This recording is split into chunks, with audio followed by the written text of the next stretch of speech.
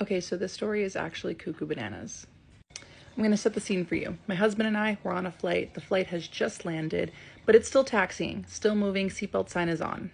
The lady behind him on the flight taps on his shoulder and asks, "Is it okay to get off the plane now?" I'm kind of confused. My husband, thinking that she's kidding, just goes, "Worth a shot." So this lady stands up, overhead compartment, gets her backpack, puts it on, and walks to the front of the plane. The plane is still moving. The plane is not in park. The seatbelt sign is still on. Everyone's looking around like, what? Where is she going? Like, where? The door's not open. Where is she expecting to go? I think the flight attendants are just so tired at this point. They didn't ask her to sit down. They didn't address her. They just let her stand up there with her backpack on, waiting for the plane to stop. Now, props to her because she was the very first person off that flight. Before first class, before business class, she was the very first person off. But here's where things get wild. At this airport, there is a shuttle that takes you to like the Uber or rideshare pickup area, right? So we get to the shuttle, and who is the only person standing there?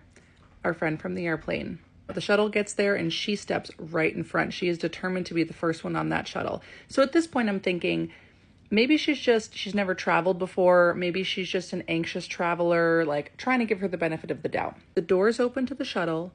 She puts one foot on the first step, looks over her shoulder at us and goes, "Always first, never last."